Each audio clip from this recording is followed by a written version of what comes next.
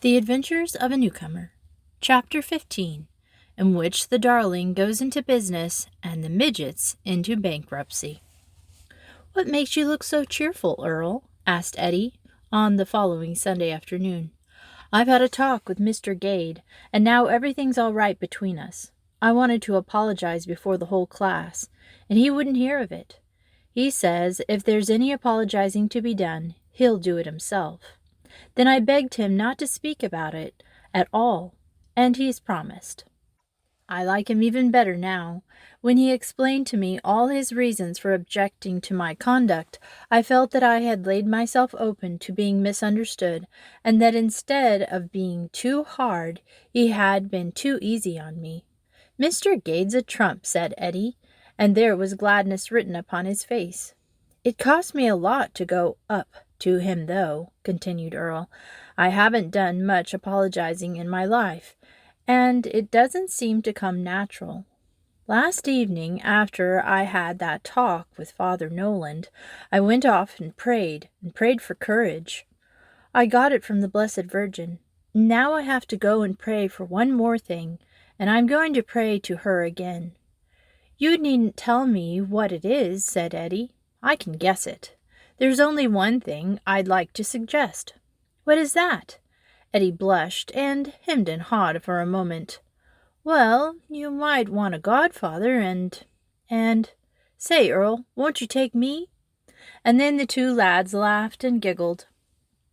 But for all their laughing and giggling, one could see that in hearts of each were a great happiness and a great love.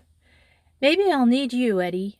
I don't see my way yet, but I feel that it may come." "Surer than Christmas," said Eddie cheerfully.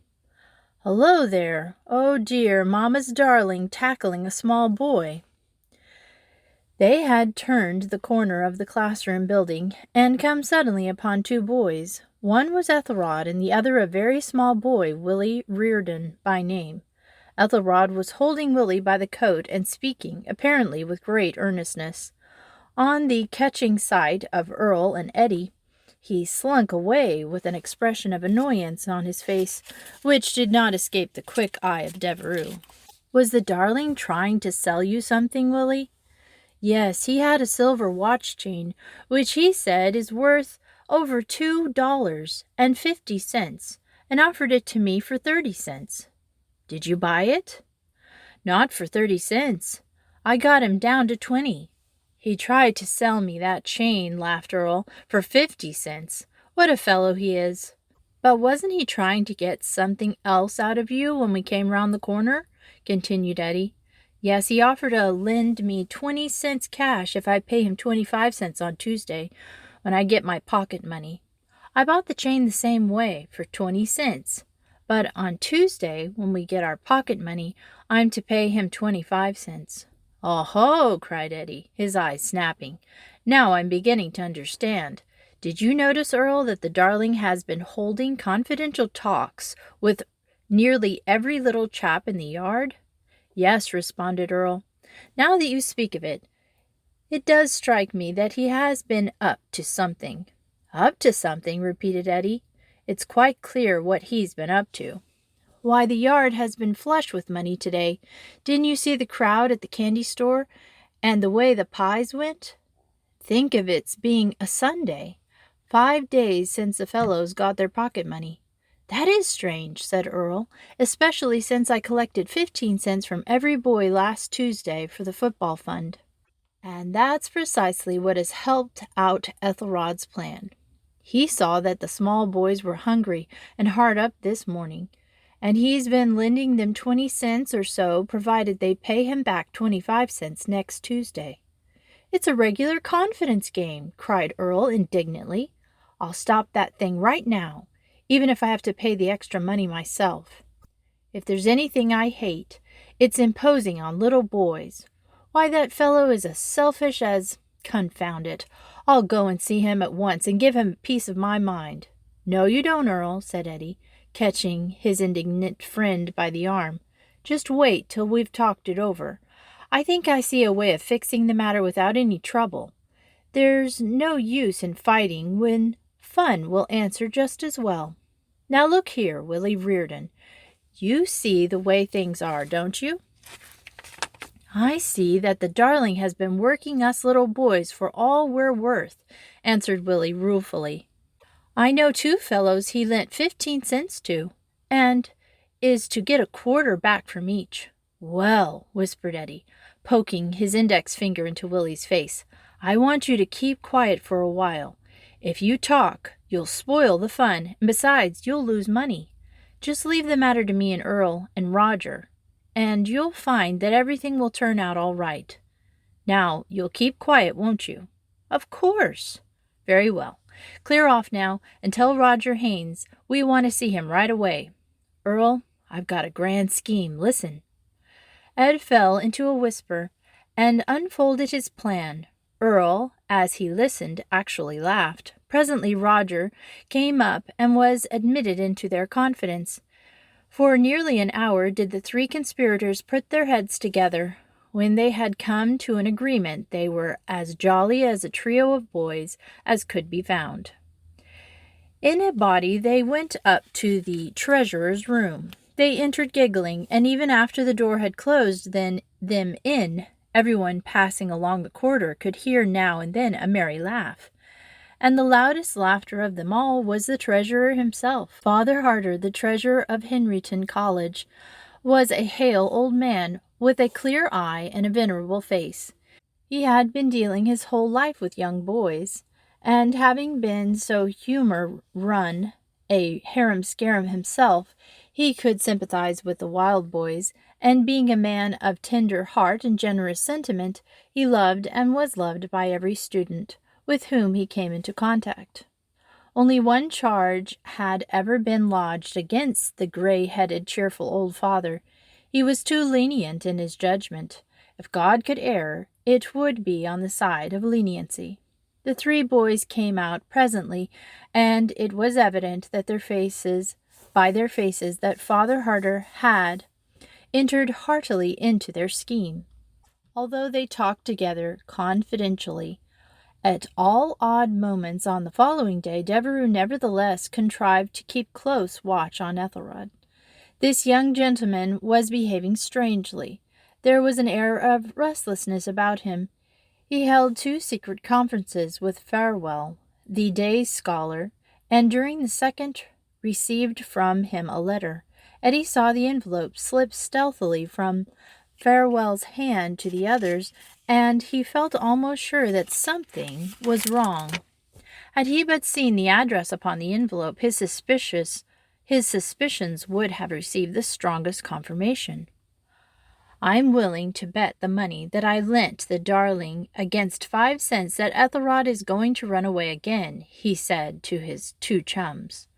Oh, he'll not do that, said Earl. There would be no sense in him running away after that first attempt of his. It doesn't stand to reason. Why did he come back? And now, why should he want to run off again? There's no sense in the matter. If you go to reasoning about it, you have me, answered Ed. But all the same, he's going to. And soon, too. He has been getting things together and borrowing right and left, and he's been studying up the best way to get out of here. He tackled several fellows about it. That reminds me, said Earl. He took a walk with me on the road back of the college a little before dinner this morning, and he seems very much interested in the trees that line it. He remarked that it would be easy for a boy to slip out through the back gate and take the road for 100 yards or so, and then turn and cut across a few fields to the village.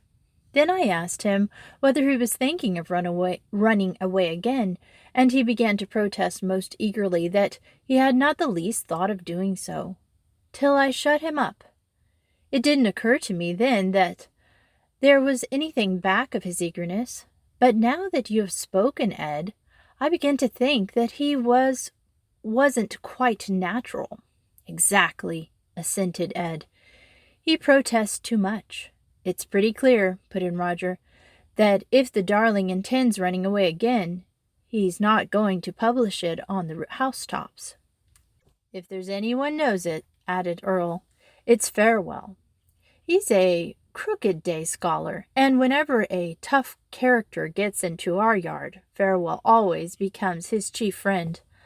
I think he won't run away till tomorrow night, continued Ed. He won't go today because if he did, he would go off minus all the money he lent. Tomorrow he collects everything that is due him. As far as I can make out, he counts on making nearly $2 on his various loans and bargains. He has a lot of clothes belonging to me, said Earl. And he borrowed a penknife and a necktie from me, said Roger. And he wanted to borrow my rubber coat, said Devereux, and he got the rubber. Excuse the slang, but we must have our little joke. Well, he continued, everything is fixed for tomorrow morning, I believe, and during the day we can study up Ethelrod's plan for getting away from here.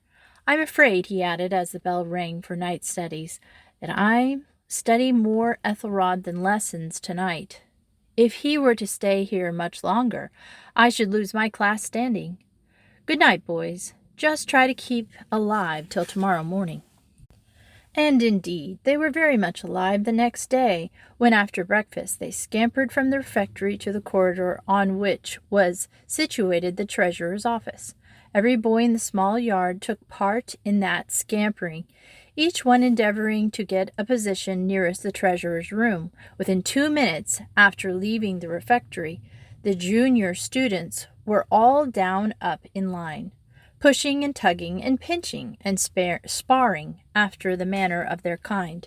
The first lad in line, Eddie Devereux, had knocked softly once, twice, thrice, but there came no answer. He was about to knock again when the third boy in line anticipated him by reaching forward and giving the door a violent blow with his clenched fist. He then slipped back into his place, leaving Eddie to take the consequences. The pushing and tugging ceased like magic, and all awaited in expectant silence the result. Father Harter threw open his door with some energy and glared severely down the line. Ethelrod, who stood at the very end, keeping watch upon the door which led to the yard, was perceptibly nervous. He quailed before the look upon the treasurer's face. "What do you mean by knocking that way on my door, Eddie Devereux?" cried Father Harter, with much fierceness of manner. "It was a mistake," said Ed. "And what do all you boys want at this time of day?" "It's Tuesday morning, Father," exclaimed Peter Lane, who was far down the line. "Well, suppose it is. What about it?" "Pocket money day," cried at least 20 voices. "Not today," said Father Harter. "Owing to certain circumstances, none of you extravagant boys gets 1 cent of pocket money this morning." And Father Harter stepped back into his room, closed the door, and turned the key in the lock. Some groaned, some laughed. A few who were on the joke, along with Earl, Eddie, and Roger, looked rueful. As for Ethelrod, he broke out into a volley of muttered curses. His face had grown pale, and his fingers were clutched at the lapels of his coat. He was in a state of intense excitement. "Hey there, you fellows! Don't get out this door," he bawled at Peter Lane and 5 or 6 other small boys, "until you've paid me my money." "Who owes you money?" asked Devereux. "These fellows," said Ethelrod, pointing out the 11 midgets of the yard. While he was pointing out his debtors, Roger slipped over to Ed and whispered in his ear, "Do you notice it's the third 11 of the football section to a man?" "Yes, and I catch the idea, too. Darling," he added aloud, "I'd advise you to clear the way. These little fellows won't stand much nonsense. You'd better let them out." "Not till we've settled this affair," snarled Ethelrod. "I'll spank any one of them if they try to go till I'm done." "Give him the wedge," whispered Ed to Peter, the captain of the 11. Peter's eyes sparkled. A whisper ran through the bunch of midgets, and at once there were 11 pairs of eyes sparkling as one. "Line up!" yelled Peter, falling back 9 or 10 yards from the spot where Ethelrod stood with clenched fists. Ethelrod's eyes opened very wide, and his jaw dropped in wonder, when the midgets fell into their place for a rush. 7, 8, 11, 13, 22. "Keep your feathers on," bawled Peter, in his highest pipe. A wedge-shaped body of boys shot towards Ethelrod, while Peter, detaching himself from the mass, came tripping quietly about the right end. Ethelrod did not notice Peter. His eyes were fixed on the wedge. With a bellow and putting his head down like a bull, he went 3 paces forward towards the approaching mass. While his foot was still raised for the 4th pace, Peter threw himself straight at his knees, plunging forward as a diver plunges into the water. Peter was a fearless tackler, and fearlessness is the secret of good tackling. In an instant, the two were rolling upon the ground, Peter to the left and the darling to the right, while between them, with a ringing hurrah, moved the wedge out through the door and into the yard, while the boys within, looking on, forgetting the rules of the corridor, broke into the liveliest expressions of applause. Peter and Ethelrod struggled with all haste to their feet, but Peter was the quickest artist and darted off for the door, followed at a distance of several yards by the furious darling. "Are you hurt?" cried Devereux, catching one of Ethelrod's arms. "Just let me dust you," said Roger, catching the other. "We'll all dust you," put in a third, and Ethelrod found himself hemmed in by 18 or 19 youths, their faces full of sympathy, and such of their hands as could come into play beating upon his clothes. A door opened at the further end of the corridor. Father Howard's face appeared, and the next moment every boy had somehow or other got back into the yard. "It's too bad, darling," said Devereux, linking his arms with Ethelrod's, while the other students, in obedience to a wink from him, left the two to themselves. "I'm swindled," croaked Ethelrod. "Did they promise to pay you today?" "Yes, and I insist on their paying." "How much do they owe you?" $4.50. "Do you know how much each one owes you?" "You just bet I do. Here." Ethelrod, as he spoke, pulled a paper from his pocket. "This is a list of the boys who owe me, and the amount they owe." "And you insist on their paying today?" "Yes, I do. I've got to have that money before... That is, I must have that money. I want to buy a pair of shoes." "Very well. I'll see whether I can't arrange matters. I'll take this list along, and will do the best I can for you." "Midgets ahoy!" called Ed, leaving the darling disconsolate upon a bench. The midgets, to a man, came flocking about Devereux. They scented fun from afar. "There will be a meeting of the people who are in debt to Ethelrod Preston right now in the playroom. All other boys will keep out." At a run, the midgets made for the playroom. "The meeting is called to order," said Ed presently, with much gravity. "Johnny Martin, take that chewing gum out of your mouth. Albert Winslow, please to sit straight. Keep quiet there, Jimmy Keller. Now listen while I read this paper. The following boys have promised to pay me the following amounts on Tuesday morning. Peter Lane, 50 cents, lent to him 40. William Reardon, 50 cents, lent to him 40. Albert Winslow, 25 cents, lent to him 15. Vincent Meade, 75 cents, lent to him 55. Johnny Martin, 25 cents, lent to him 15. Jimmy Keller, 25 cents, lent to him 15. Joe Keller, 50 cents, lent to him 40. David Arthur, 50 cents, lent to him 35. John Short, 25 cents, lent to him 20. Eddie Hastings, 25 cents, lent to him 15. Bernard Cassidy, 50 cents, lent to him 40. A total of $4.50 plus $3.30, net gain of $1.20. Ethelrod Preston. P.S. Vincent Meade is a soft one. He has lots of money, and it's easy to get it from him. The whole lot of them is precious green, and I intend to make another $1 or $2 out of them. E.P. This postscript Eddie, for prudential reasons, did not read to the midgets. "Now, is that all right?" inquired Eddie, raising his eyes from the paper. Each of the midgets answered affirmatively. "And, according to the agreement, you are all bound to pay today." "That's so," said Peter. "Well, there's only one course left for you. The midgets were now serious. You must go into bankruptcy. You must make an assignment. You must appoint a receiver. What big eyes the midgets had! They sat silent and solemn. I'll be your receiver if you're of no objection, continued Ed suavely. All right, said several. How are you going to do it? Let me explain, said Eddie. When people owe money and are called upon to pay and can't do it, they are forced into bankruptcy. That's just your fix. You owe money and can't pay. You are obliged to pay what you can, and if Ethelrod has no objection, you can go into business again. I must arrange that with him myself. Now go through your pockets carefully and gather up all your money and pass it over to me. Peter found a penny in the lining of his coat, put it in his hat, and then going round gathered in the small change from those who had any. 40 cents in all, said Devereux.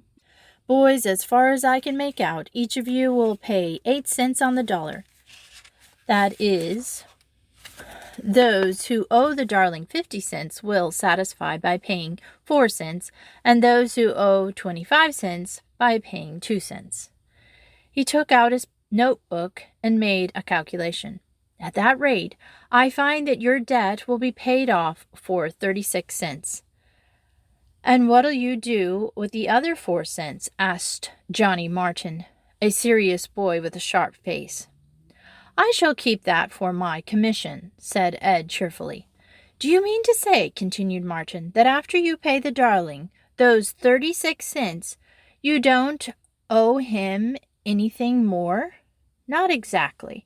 Only don't let on to him or the joke will be spoiled. A bankrupt should pay his debts as soon as he can. You people should pay Ethelrod what remains due to him as soon as you get your pocket money. The midgets all looked relieved. They were honest youngsters, and they were delighted, too, for they now saw that a good joke was afoot.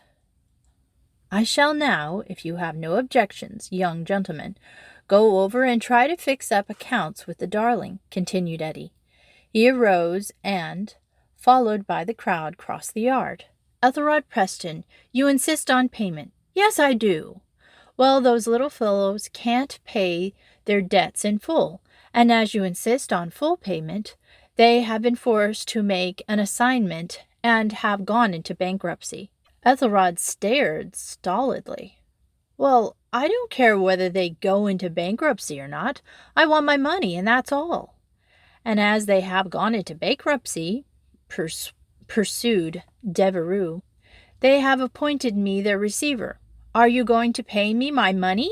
Inquired Ethelrod with no little eagerness. Ethelrod Preston, as receiver for the young gentlemen commonly called the midgets, I find that their assets amount to 40 cents and their liabilities to $4.50. You shall be paid 8 cents on the dollar. Here it is, 36 cents. I won't take it, said Ethelrod angrily. Think I'm a fool? I'll not tell you what I think. You should not ask questions like that. But you've got to take it. It's the law. Get out, squawked Ethelrod. You will notice that we are out. Here's the money. I'll not take 1 cent, howled Ethelrod. And to the astonishment of many, his face began to twitch as though he were about to cry. After all, Ethelrod had his feelings too.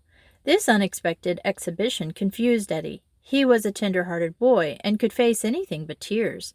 He paused to think.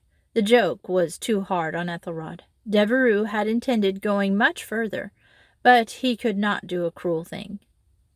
Oh, well, Preston, he said, you'll get all your money, if you only wait. But I can't wait. I want it now. Well, then, come along with me to Father Harter. We'll fix it for you. And Ed, followed by Preston, proceeded to the treasurer's room. Ethelrod did not get his claim allowed in full. There was no net gain of $1.20. He received what he had lent, and went out with mixed feelings. His speculation had failed, but at any rate he had come by his own. Then the midgets were summoned to Father Harter's presence. See here, you boys, He began with a severity so pronounced that every lad in the room saw its insincerity. "You deserve a good trouncing, every one of you." "That's so, Father," said Peter Lane sweetly, catching one end of Father Harter's cincture, while Johnny Martin fondled the other one. Father Harter's face twitched. It was hard work for him to be stern with the ingenious American small boy. "You needn't think I'm going to give you any pocket money now. I have just paid off your debts, and you may get along the best way you can for 1 week." "Oh, Father!" There were 11 voices in this cry. "I mean what I say. You boys have got to learn sense. There now, you can go." Then spoke up Vincent Meade, the fullback of the midgets. "See here, Father Harter, you can't fool us. We know you're not angry." "Yes, I am, sir." Again there was a slight twitching at the lips. The boys began to smile sweetly. "No, you're not. You couldn't get mad at Peter Lane and Johnny Martin if you tried. Get out of here, every one of you. Do you hear me? Get out at once." This time there was a twinkle in Father Harter's eye, and the midgets knew that he was lost. "We'll not go out till you laugh, Father," said Vincent. Another twitch, another twinkle, and it was all over with the jolly treasurer of Henryton College. He laughed long to a very effective treble accompaniment. By the way, what a deal of laughing choruses we have been obliged to chronicle since the opening of this modest story. "How much are you going to give us, Father? Let's have our 25 cents just the same, as though nothing had happened," pursued Meade. There was a great deal of arguing before this question had been settled. Finally the midgets departed smiling and radiant, each one short just 5 cents of his regular weekly allowance. Some of my readers may consider Father Harter as a weak man in dealing with the students. In this they will agree with Peter Lane. "We can do what we like with him," said Peter triumphantly, as the procession scurried into the yard. And yet there was not a boy in the crowd who was not the better and happier for this good father's so-called weakness, for his weakness was the weakness which is strength. In matters of conduct and of duty, Father Harter could bend these boys as he pleased. At his suggestion, the stubborn boy became docile. The discouraged boy took heart of grace. The proud spirit humbled itself, and prayerless lips were modeled to earnest calls upon God. What others did with punishment and long labor, he did without effort. What others utterly failed in, he accomplished with laborless triumph. And yet the secret of his success is not far to seek. He loved boys and sympathized with them. Chapter 16, in which Eddie Devereux becomes a godfather. On Tuesday afternoon, Earl knocked at Father Nolan's door. "What makes you so happy, my boy?" asked Father Nolan with a genial smile, which was ever ready on the appearance of one of the boys. "Because, Father," answered Earl, taking up a chair which the father motioned to him, "my difficulty is gone, and I am now ready to be a Catholic." "You feel quite sure of your position?" "Yes, Father, and it came about in a way that looks providential. Yesterday, the day before, I went to the chapel and prayed hard for light. I thought of my mother, and it seemed to me that she too wanted me to be a Catholic. After praying, I felt almost certain that it was my duty to do so, but I thought it might not hurt to wait until today for more light. Father, it has come in the oddest way imaginable." "How so, Earl?" "At noon today, I got a letter from my old nurse in reply to mine. It seems that she was commissioned, while I was a little baby, to see to my being baptized by a Lutheran clergyman. It was several weeks after my birth, and as my mother was still sick in bed, it was thought advisable not to put off my baptism till her recovery. The nurse started off to bring me to the church. My father met her on the way and bribed her to bring me back and pretend that I had been baptized. I suppose he intended to have me baptized by a Catholic priest later on, but for some reason or other it appears that he neglected doing so. So, Father, I am not even a Lutheran. Just think of it. I can now start out with a clean record." I have tried to be a good boy, but I have missed it sometimes, and now, once I am baptized, the ugliness of the past is over forever. If I could have it my way, I'd be baptized at once and die." "What a strange story," said Father Noland. "Isn't it? You remember when I came up to see you last, how you advised me to look up the question of my baptism? I wrote at once to my old nurse. She answered on the instant of receiving it. She writes that the thing has been on her conscience ever since. My father, she says, being a Catholic, wanted me to be baptized by a priest and promised her that he would see to it. He intended to at the time, but he kept on putting it off and off till finally nothing was done. You can imagine how the letter surprised me. On reading it, every doubt was gone at once. My mother had asked me to promise to be true to my religion. She knows now I do, that my religion is the religion. You have answered the difficulty, Earl. Your mother's wish was that you should be true to the true religion, and were she to appear to you now, she would bless your choice." "Father, I should like to be baptized tomorrow. It would be better today, if I were prepared, but I want some time to get ready. I'm happy now, but I know that tomorrow will be the happiest day of my life." Father Nolan took the boy's hand in his. He, too, was happy beyond expression. "I want Eddie Devereux for my godfather," continued Earl. "Of course. And what about your first communion? Could I make it right after baptism? I'm ready, Father. You know I have been here 3 years and have paid attention to the catechism instructions, especially this year." Father Nolan considered this point for several minutes. "Earl, next Friday will be the first Friday of the month, the day of the Sacred Heart. Suppose you put off your communion till then. Tomorrow I will baptize you after Mass, and then during that and the next day you may get ready for communion. Not that you do not know enough to receive the Blessed Eucharist, but in order that you may prepare your heart the better." "And that will be enough red-letter days in my life," said Earl. "Yes, I like the plan. I've always had a love for the Sacred Heart devotion, and besides, I can prepare for my general confession." "You make no general confession, my boy." "How is that, Father?" "Because confession is for the sins committed after baptism. You may go to confession next Thursday night if you wish, to tell all about what has happened since Wednesday morning. But as regards anything that occurred before your baptism, that will never be matter for absolution." Earl looked still happier. "That makes it so easy for me," he said. "Of course, I was willing to tell all the sins of my life, but it seemed such a hard job, and then I was afraid I might leave out something important. But now it is so nice and easy. Father, I must go off and tell Eddie." Eddie was far more effusive in his expressions of joy than Father Noland. As it happened, he had received $3 from home at noon, and he at once treated every boy he could find. Very quickly the news of Earl's conversion went round, and many warm and loving hearts rejoiced that the hero of the yard was about to receive the lovely baptismal robe. "I say, Earl," said Eddie, later on that afternoon, "we're going to have some great fun tonight, but I suppose we had better count you out of it. It's about Ethelrod, you know." "Have you learned anything more?" "Yes, a great deal. One of the little boys heard the darling telling that little wretch farewell, that all was fixed, and that he saw his way clear to getting away.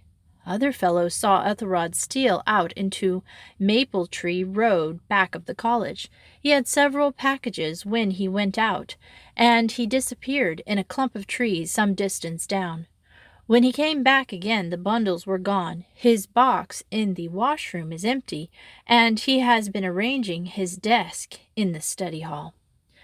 "So he goes tonight, then?" "Yes, there's scarcely a doubt about the matter. He'll not leave before recess after 2nd hour, otherwise he might be missed and sent for before the train passes." "And do you intend to let him run away?" "Yes," said Eddie. "He'll go sure this time, and I'll bet anything he'll come back. For all the same, I think we'll manage to have some fun." "How, Eddie?" "I don't want to distract you, Earl. You go ahead and get ready for your baptism, and tomorrow morning, if things go the way I expect, I shall have a great story to tell you."